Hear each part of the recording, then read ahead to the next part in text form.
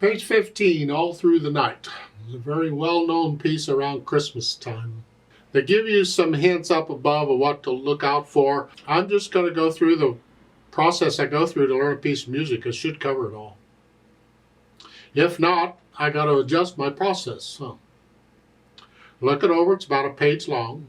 Clef signs are treble and bass, at least to start. See, clef signs can change, but I just want to know at the beginning. I might look through it if it's not too long and see if the clef signs change anywhere. If so, I'll cover that when I get there. There's one sharp in the key signatures, so we're either in the key of G major or E minor, because those are the keys with one sharp. Do both scales, doesn't matter. But if I look at the end, we're here. It's a G major chord. It's a G major chord, so I'm figuring this is in G major. 4/4 time signature. Let's take it one hand at a time. This is more for singing. It's better if you have people around who can sing it. Well, we'll see what we can do. Right hand starting out with fourth finger here.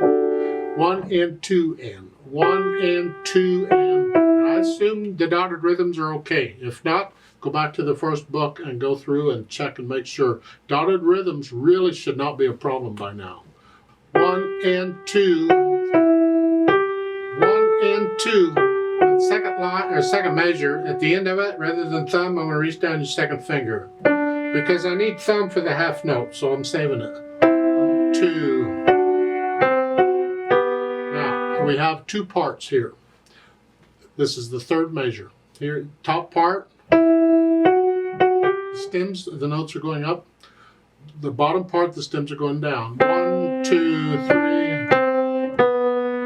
If two people are singing, one person would sing the top part and the other the bottom part is the idea. The piano, you're just playing them both. 2. Think about it that way. And the second line is similar. Third line, you're going to come up. You have a rest at the end of the second line. You got time. There's just quarter note. Now in the second measure, the third line, I'd rather not do that if I can. So what I'm going to do is protect the top voice. We have two voices again. See the notes going up and down? So I'm going to go here, here, and then fifth finger here. And at the end of the third line again, I'm going to connect the top part. So I'm going to here, 3, here, and then 3. It connects that top melody.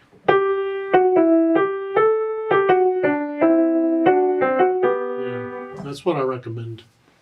Left hand, well, left hand's just jumping around, not much you can do. 2 on here, and then 2, 5, and then 4. And then I'm gonna, in the third measure, since I'm here, I'm gonna use fourth finger on the C, because it's there. Because I don't want to move around that much. And anywhere else in this piece like that, I'm going to do the same thing. So second line is again. The third line, you're up here. They want third finger? No, don't think so. So we're here. So in the third measure, I'm going to reach down and use 4. It's a stretch, but I don't want to go from here to here. So I'm going to go here, even if you have to lift up a little bit. And then 4-1, you can reach it, and like you were at the beginning. Okay, put the hands together to see what mess we have here. And here, and here, and here. So, third line, we're up here.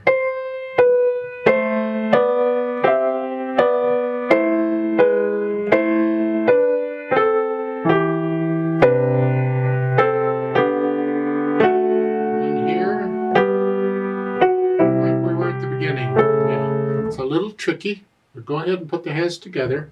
And then once I have the hesitations worked out, it's all even. Then I'll add in the articulation, and here it's connected.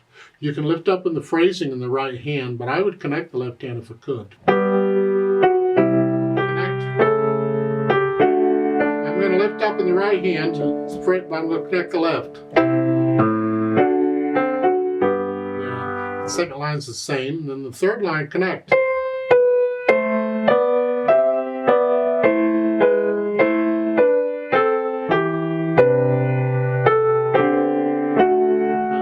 I'll connect, then you can lift up if you want, or you can connect it actually. Yeah, so add in the phrasing. I experiment, I play it a little different each time just to try it out, because I'm going to play as I feel it, so how do I feel it? Then the dynamics, MP at the beginning is mezzo piano, and that is sort of soft, and that's the melody here.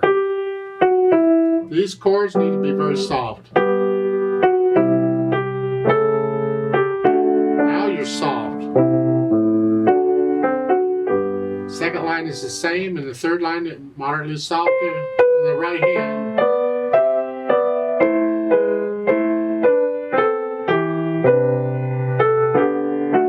The last line is soft. Left hand's very soft.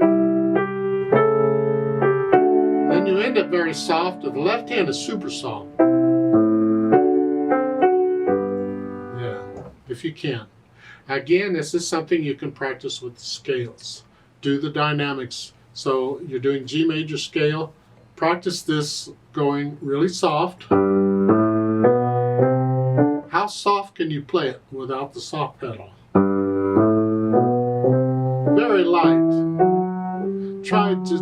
You should practice this at all the dynamic levels. That way when you get it in music, you're already accustomed to it. Then also practice playing one hand louder than the other. This is really soft. This is sort of soft. Or then turn it around, make this is soft. If you're struggling with that control of playing one hand louder and softer than the other, then exaggerate it at first. Make one hand really heavy, and the other hand really light at the same time.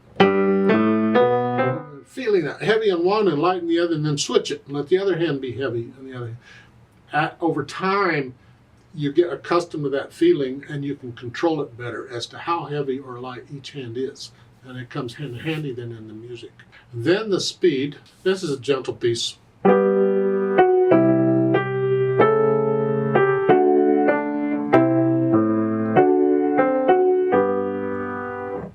Gentle piece.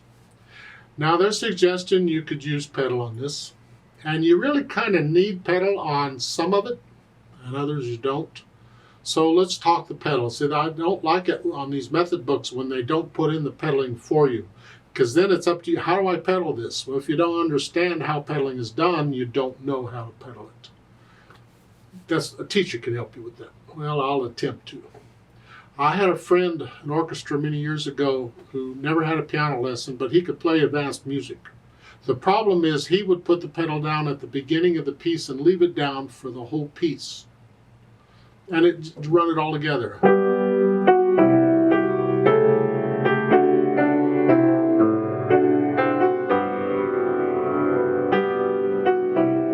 And to him it sounded fine, because I asked him about it after we were talking.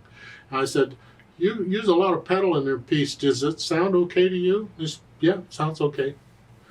Tells me he wasn't listening, or he doesn't know what to listen for, because it really sounded bad. So let's talk pedal. When do we pedal? Why do we pedal? If you don't understand why you're pedaling, then don't pedal. Better off to leave it out.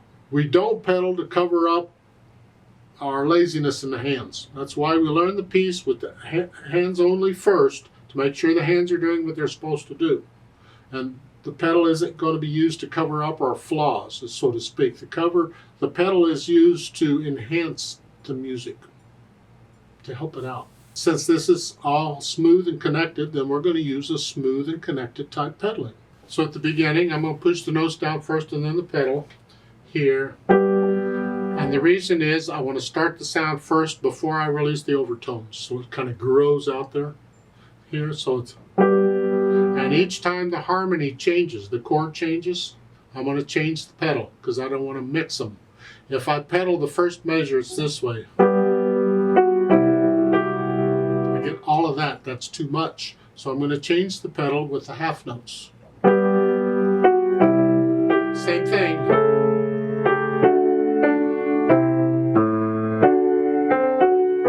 I didn't need to pedal the last two measures at all because it was softer, gentle. It's a nice contrast between the overtones and the cleanness. But it's contrast. We like that. Second line would be the same. And the third line, I can't pedal this because it would smear it.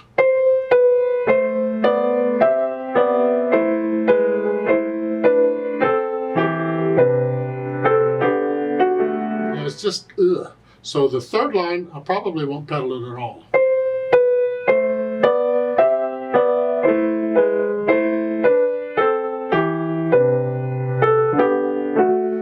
And then the fourth line is the same as the first two. Just the...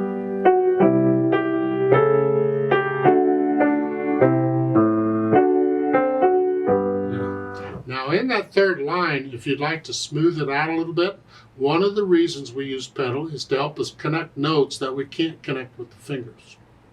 But we're only using pedal long enough to do that. So here in the third line, I can't connect this. If I want to connect that, I'm going to put the pedal down just long enough to move the finger. It's only down for a moment.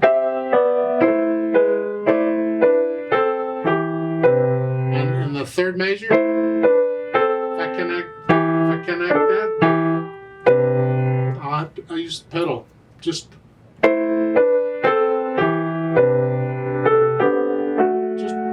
little bit of pedal here and there just to help me connect the fingers. Takes a little bit of time and practice to coordinate that. Again, this is something you can do with the scales. Play the scale, it's a G major. Play with the pedal. Change on every note.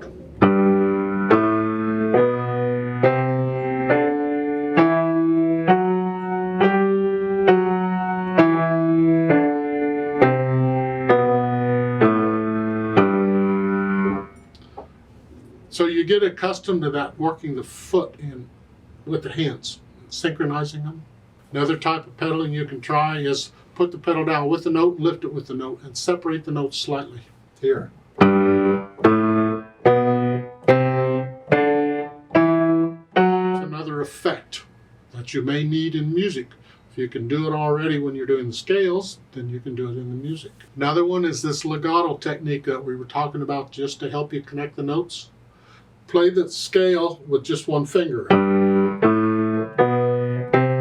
And use the pedal to connect each note. So the pedal is only down long enough to connect the note, and that's it.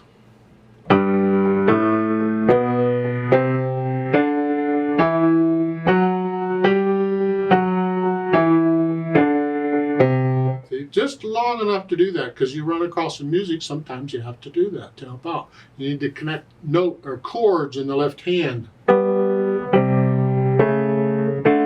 Where everything else you don't, well, you would use this style of pedaling to connect the chords.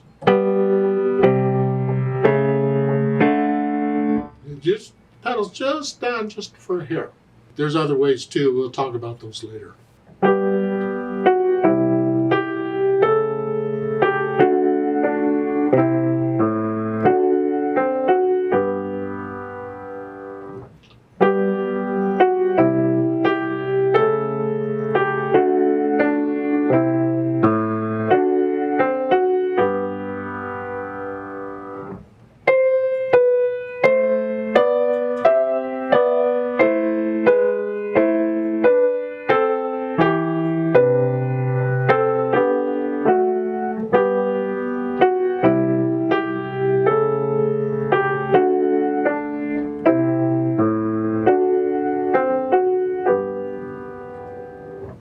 Remember the natural accents.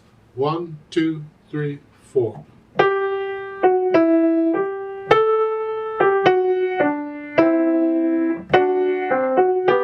Feel these 1, 2, 3 all the way through. If you feel it, put in a retardando at the end. I did. If I feel it, I put it in. If I didn't put it in. I don't know. Let's play this together very slowly, and check the notes and the rhythms. I'm not going to do the louds and softs. I'm going to pedal it like I suggested.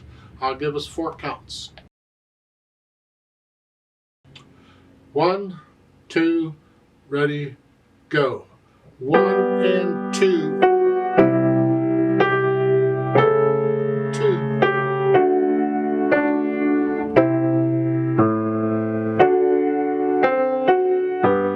2, 3, rest. 1, 2.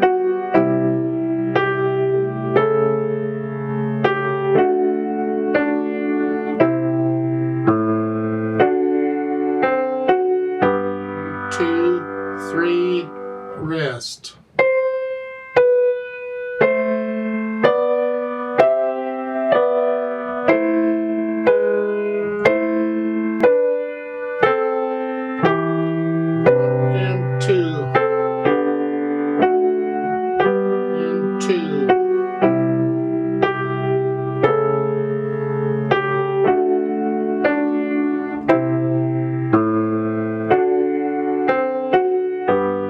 2, 3, rest.